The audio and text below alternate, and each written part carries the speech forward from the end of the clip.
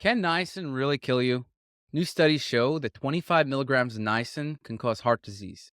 I take 300 milligrams a day, and here's why I'm not worried. Welcome to the Joe Cohen Show. Join me as I share my experience with biohacking and invite top health experts to explore the latest technology, supplements, research, and resources for optimizing your body and brain. So here's why I don't agree with the study in a fundamental way. So, with every supplement or with every food, I haven't found a single thing, any recommendation, exercise is bad and is good, right? But the reason why exercise is so healthy is because the good outweighs the bad. So, I could think of, a bunch of things. Actually, a bunch of my labs got worse after exercise, yet exercise is still super healthy because it does all these good things as well. So, you want to compare the good and the bad. And with everything, I can find one thing that's bad about it. And with niacin, actually, I can find 5, 10 things bad about it. And the idea is that even if there's 10 things, you still want to compare it to all the good things. And niacin has many, many, many, many good things. So we need to think about it in terms of pros and cons. And this new study does show an additional con, likely, right? And we want more research. We want other researchers looking at it. But the bottom line is that this is a con of niacin, likely. And we need to take this into account when we're thinking about the pros as well. But let's look at this con exactly. Why is niacin bad? So niacin increases these two proteins, 2-PY and 4-PY. It doesn't make a difference what they are exactly, but these are metabolites, these are breakdown products of niacin. And when you take niacin, it does increase the breakdown to these products through niacinamide, by the way. So niacinamide would actually be worse. But essentially, you have these 2-PY and 4-PY. And what this does is it increases another protein called VCAM1, vascular endothelial adhesion molecule 1, which is found in the endothelium or the blood vessels. And basically, it attracts these white blood cells to the blood vessels. And the white blood cells in these blood vessels, right? There's a reason why it's attracting it. It's either for an infection or to do some kind of repair. But the more white blood cells you have in these endothelium, the more heart disease, the more the arteries harden. And over time, it causes a lot of damage. And that's what heart disease comes from. Now, many, many molecules, natural substances, drugs, and lifestyle approaches, diet, pretty much most things you could think about that are good for you are going to inhibit this VCAM1. So it's one of those things that the more healthy things you do, the more you're going to inhibit this VCAM1. And I think that, yes, let's say niacin could increase this VCAM1 temporarily. You could be doing a lot of things that inhibit it as well. And so I think that it's not a huge problem because if you were doing a whole bunch of other things, then it's probably going to counteract that effect. Now, they also didn't mention the dosage or the length of time or any of the specifics, right? So they're looking at these molecules. How do I know that, one dosage is going to be worse than another dosage? It could be that any dosage of niacin kind of increases this protein. I don't know the exact details here, but essentially, I'm not, like I said, I'm not too worried about this because there's many, many things that counteract this pathway. Now, there's one very important factor to realize. When you want to look at all the pros and cons for something, you want to look at something called all-cause mortality. So they have data because niacin was a drug that was used to lower cholesterol already in the 1950s. So they have a lot of data spanning over a lot of time of what happens when people take very high dose niacin. Now, it only reduces LDL cholesterol when you take very high doses of niacin. We're talking about over 500 milligrams, and it's also dose dependent. So they were usually giving people around 2,500 milligrams of niacin a day. Now, what we're talking about in this study, the researcher was saying that even 25 milligrams can be problematic, which is only 1% of this 2,500 milligrams that people were taking. Now, it's not clear that you want to extrapolate that 25 milligrams is not good, right? The question is exactly what point it's not good. And you would assume that if you're taking 2,500 milligrams, it's going to be way worse than 25 milligrams. 25 milligrams is already something you could get in your diet. And the researcher was almost saying, like, be careful about even dietary stuff, right? Or because they add niacin to food as well. So he was questioning whether we should add niacin to food. But we don't know the exact dosage of by which this causes big problems, right? And is this dose dependent, for example? I don't know. If it's dose dependent, then 2,500 milligrams is going to be way worse than 25 milligrams. And it's probably the case, like most other things, that it is dose dependent. And so when we want to look at, is niacin going to kill you? Is it going to cause heart disease? What is the big picture of niacin, right? And we could go through the details of the pros and cons, which we will, but we want to look at the big picture and ask, okay, when people are taking 2,500 milligrams a day, which is a huge amount, and there's a lot of side effects to it, there's many, many more negatives. So when you're taking 25 milligrams a day, I don't notice any negatives of niacin, right, in my blood. If I take 2,000 milligrams a day, which I've done, I notice a lot of things going wrong, and I notice I don't feel as good. There's there's not only diminishing returns, but there's also negatives as you go higher. So I have noticed negative effects over 500 milligrams. Could be, maybe there's some at 400 milligrams, but definitely I noticed negative effects of over 500 milligrams. And I only notice positive effects at 50, 100, 200, 300. So the question is, exactly what dosage is niacin going to be problematic? And so when we look at this 2,500 milligrams, we see that there is no increase in all-cause mortality. Zero. That means that actually, like, they were looking to see if it decreases all-cause mortality or the likelihood of dying from any cause. That includes cancer, cardiovascular disease, just everything. If you're taking huge dosages of niacin over a long period of time, are you more or less likely to die? The answer is none, right? You're just the same. It basically just balances out all the negatives and positives. Now, I looked at that study when I was really getting into niacin, and there's multiple meta-analysis like that, by the way. And I was thinking, this seems a little weird because of all the benefits of niacin. So what was clear to me is that I didn't fully understand all the negatives of niacin. And over time, I've understood more and more negatives, and this is a new negative that has come to light. And so what we could see is that, okay, if you're taking very high dosages of niacin, 2,500 milligrams, that's, it's 100 times more than 25 milligrams. Then we see that not only are you not increased risk for heart disease, but there's no difference. And actually, one meta-analysis found a decreased risk when people were not taking statins. So that's kind of, you want to look at the big picture. Now, so there's no reason to freak out at whatever dosage of niacin you're taking. The question then becomes, okay, but you're not helping yourself either, because there's going to be other negatives. You might be doing some positives, but there's other negatives, and there's better ways to have some of the benefits. Now, the approach that I've taken with niacin is I take about 300 milligrams a day. And I'm playing around. I'm always playing around, whether it's, 100, 200, 300, 400.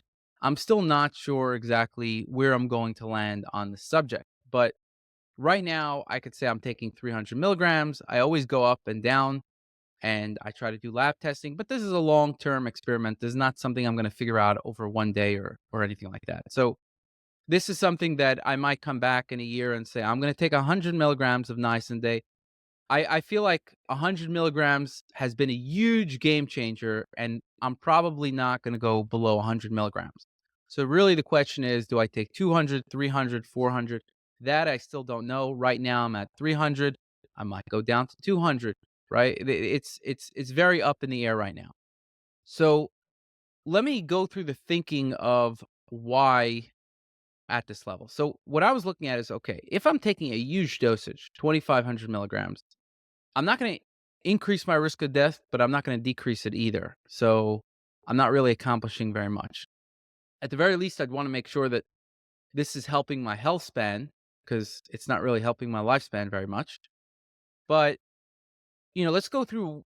There's like 100 different reasons that I'm taking niacin, and I find that it's very good for my immunity, good for cognitive function, good for mood, good for energy levels, good for mitochondria. So it's very, very good for all these things.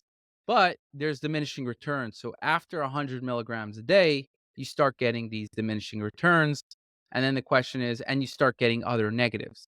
So I want to go through some of the positives and negatives of niacin so that you understand the full equation. The most commonly known positive is it decreases LDL cholesterol, it increases HDL cholesterol, and it decreases lipoprotein A. There's not a lot of good methods to decrease lipoprotein A. So what one could argue is that niacin could make sense because these studies weren't looking at people with lipoprotein A. And we do see in studies that even with PCSK9 inhibitors, which decrease lipoprotein A, they're more effective when they decrease cholesterol, LDL cholesterol. They also decrease lipoprotein A. The effect on mortality is much more significant than those with people without high lipoprotein A. So we see that they never segmented people based on lipoprotein A when they studied niacin, which I think could have been very eye-opening. For example, it could be that if you're in the 20% of the population with high lipoprotein A, you're gonna have lower all-cause mortality with niacin. So, and by the way, these most of these studies were also done when people were also using statins. So there's diminishing returns when you're taking a statin and also you're taking niacin because your LDL is already pretty low. And going from 80 to 60 in LDL is not going to make a big difference. And it could actually be worse in some ways, right? So there's diminishing returns with decreasing LDL as well. So there's the LDL story, there's the HDL story, and there's the lipoprotein A. And so if you're thinking of taking niacin, you want to look at does niacin help you increase HDL? Does it decrease LDL? Do you have high lipoprotein A? And let's go through some of the other things that niacin does. Again, not all these things you could look at in the blood, but certain things in the blood you can look at. For example, serum phosphorus. That was one of the things that caused me to decide to take niacin because 100 milligrams of niacin basically brings down phosphorus pretty dramatically. And this is nicotinic acid, but also the niacinamide does it as well. But I take the nicotinic acid. And so when I took the nicotinic acid, my phosphorus went down by 30 to 40%, which also causes cardiovascular disease. So now we're thinking about a much more complex picture. Do you have high serum phosphorus? Do you have high LDL? Do you have high lipoprotein A? Do you have low HDL? Another factor, another blood test that you want to look at is serum tryptophan. So, which I also had low levels of. So, if you have low levels of serum tryptophan, that could indicate a niacin deficiency because when you're deficient in niacin, you use up tryptophan to create niacin. So that's another factor. Also, serum B3, which is niacin. If you're low on serum B3, that's another, which I was, that's another reason to take niacin. And again, we're talking about me who you get niacin mainly from meat, and I was consuming a lot of meat, eating very similar to a carnivore based diet. And I still had low niacin, still had low tryptophan, which also carnivore based diet has tryptophan.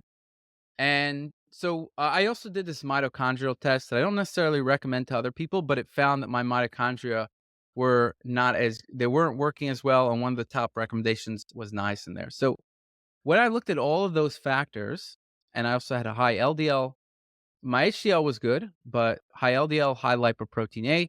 When I looked at all these factors, I said, okay, it looks like I need niacin. And so I was doing a bunch of experiments. I tried different doses of niacin. And what I found was very, very significant effects on energy, mood, just a whole bunch of areas, immunity. Yeah, just food sensitivities actually. And a bunch of lab tests got better. Now, as I went to a certain dosage, over 500 milligrams, I started to notice negatives, including worse glucose sensitivity. So I started to have higher fasting glucose. My thyroid hormones were getting a little lower, which there was a research study that found that to be the case.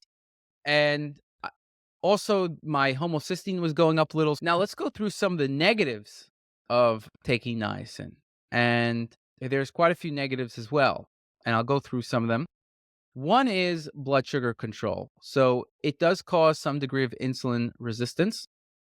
And again, this is a dose dependent thing. So if you're taking 100 milligrams, it's fine. 200 milligrams is fine. The question is, at what point after that do you start getting more insulin resistant? But basically, I found that my HbA1c started to go up. My fasting blood glucose went up. My homocysteine went up. And it also like there's some studies that show that it increases lipoprotein LPPLA2, not lipoprotein A, but LPPLA2. So if you're an undermethylator already, which I am, genetically speaking, there's, my genetics show I'm an undermethylator, and it also seems to be the case based on my lab test. Adding niacin, which can suck up methyl groups, can be harmful in that way. But what I did is, I basically said, okay, I'm going to reduce the dosage of niacin. And so I started to take about 500 milligrams. And that basically fixed most of the issues that niacin caused. Now, even when I was taking 400 milligrams niacin, my homocysteine got into the optimal range, my LPPLA2, and my HbA1c, and all the metrics that niacin can worsen got in the optimal range. Now, my fasting glucose got better, but it didn't get perfect, but that was from other reasons. That was actually because I was lacking chromium, but that's for another time. One test that I found was, and I found somebody else this happened to, so I don't think this is an accident, is it increased my rate of aging. So according to the Dunedin Pace rate of aging test, my number was 0.72, and then when I lowered the dosage of niacin to about 400 milligrams, it was 0.63. So at 0.72, that means for every year, I'm aging 0.72 years. And it was 0.72 when I was taking about 1,200 milligrams a day. And then when I cut it down by a third, to 400 milligrams a day, it was 0.63. So what we see, number one, is when I'm taking 400 milligrams a day, the rate of aging wasn't extremely high or anything. Like, it was actually one of the lowest ever tested, lower than Brian Johnson. And so it's an amazing score. And I was still taking 400 milligrams a day. There's somebody called Dr. Michael Lustig, and he said that when he was taking 600 milligrams of niacin in a day, his rate of aging went up. So the question is, exactly what dosage is your rate of aging going to go up? But essentially, it does seem like if you take a high dosage of niacin, it could increase your rate of aging according to the Dunedin Pace test, which is interesting. That's like an area under the curve test. So that's one interesting data point of a negative. But again, I got 0.63, which is extremely low, right? With 400 milligrams a day. So that's something important to know. Now, homocysteine, there's studies showing that very high dose niacin can increase homocysteine by 55%. And I was actually counteracting this the whole time. So I was taking TMG and a bunch of methyl groups, which seemed to blunt any kind of serious impacts on the niacin. Although I do think that it probably increased my homocysteine. It was something that I was trying to improve. Yet able to get the optimal homocysteine value of less than 9 when I was taking 400 milligrams of niacin. So even though I'm an undermethylator and I'm very prone to having high homocysteine, I still was able to get it into the optimal range with 400 milligrams of niacin a day. The next thing is something I didn't really experience, but in studies it shows that niacin increases LPPLA2, which is a marker of cardiovascular disease. It's something that can cause cardiovascular disease. And again, this is a separate from the 2PY, 4PY situation. But essentially, there's studies that show that it increases LPPLA2, but my level was in the optimal range, even at 400 milligrams a day. So, and by the way, flax oil decreased it tremendously. But essentially, it just the benefit of flax oil, just even if it had some effect at 400 milligrams, it was clearly outweighed by other things. HbA1c, when I was taking 1,250 milligrams a day, it increased to 5.7, and then it went back to 5.3 as I was taking about 400 milligrams a day. Again, I'm at 300 milligrams now, but I'm talking about when I was at 400 milligrams a day. Fasting glucose, it was elevated, a little elevated, not elevated, but it wasn't in the optimal range. It was in the normal range, not the optimal range. And that has to do with other factors that I've since fixed, meaning it was the same before niacin as after niacin. It went up when I was doing 1,250 milligrams of niacin a day, but it has since come down to the baseline, and now it's actually in the optimal range. Thyroid hormone. So my thyroid hormones did decrease when taking higher doses of niacin, but they have since normalized at the 400 milligrams a day level. Now, this is not, I don't know this to be the case, but when I was taking high dose niacin, I felt that I started to get more injuries when exercising. And I think the reason, and by the way, that fixed itself when I was taking more sulfate or sulfur. So I was taking MSM, which had more methyl, more sulfur, but it was mainly the sulfur that fixed that. And I think that niacin can increase detox in the body, and it needs the sulfur basically in order to do that. So basically, it uses up more sulfur groups if you take more niacin. This is a theory. This is not something that I can prove. But what I did see is that my cysteine and methionine levels were lower when I was taking higher dose niacin. And now I haven't tried it on lower dose niacin. I haven't taken the test on lower dose niacin per se, but what I've done is increase my sulfur groups, and those have shot up tremendously, the sulfur amino acids. And so again, it's a theory that the niacin can take sulfur, which can cause a lot of different issues in the body. And it's not easy to get sulfur through diet, meaning like you could get it from garlic, you could get it from cruciferous vegetables and and onions, but there's only a certain amount of that stuff that you can eat a day, and then you get it from meat. But I was basically maxing out on how much sulfur I could get from the diet, and I was still extremely deficient in sulfur. So I think one of the things that niacin does is it depletes sulfur groups. Next is just a symptom. I had a lot more gas and bloating when I was taking very high dosages of niacin. So I think, yeah, that's not necessarily anything that's related to all-cause mortality, but it is a side effect.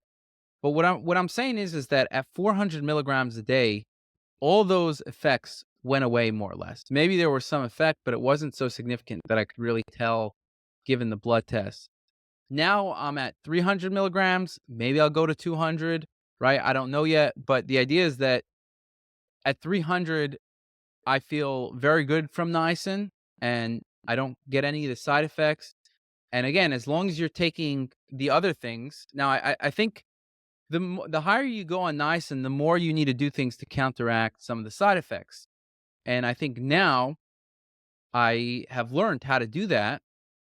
And I think that the 300 milligrams is very good for me. Now, maybe if somebody's not counteracting any of those side effects from niacin, maybe I would recommend not more than 100 milligrams. But these researchers were saying 25 milligrams is going to kill you essentially. And I think that is completely garbage, because the people who were taking 2,500 milligrams a day, they weren't taking MSM or any of these other supplements that I'm talking about, TMG to increase methyl groups. They weren't doing, they weren't on taking things to lower their blood glucose. So I think if you're not doing anything, 2,500 milligrams, I could see why these people didn't live longer, right? It's very rough on the body taking 2,500 milligrams a day. I also think when you take the niacin is important. So if you're taking 2,500 milligrams, that means you're also taking it at night. And I don't think it's a good idea to take it at night because it's stimulating the mitochondria. Now, again, you want to stimulate the mitochondria, but if you stimulate it too much and stimulate it all day, that could also be a problem, right? And there could be other problems that arise from that. So I think that given this new data point that we have for 2PY and 4PY, I think it's interesting. And what I'd like to do is measure that in the blood, but not only measure that, really measure the VCAM1 if possible. I don't think that's something that we can measure, but the idea is that just seeing that something increases a mechanism and this mechanism is related to heart disease doesn't mean that this thing is overall bad. right? It's very clear that overall, even if you don't do anything and you take 2,500 milligrams a day, it's just neutral, more or less, for all-cause mortality. So the idea is that we want to get the benefits, the maximum benefits from niacin, and let's say that's at 100 milligrams, 200 milligrams a day, which also has the lowest side effects, right? And again, we don't know exactly what that dosage is at the lowest side effects, but this is the goal.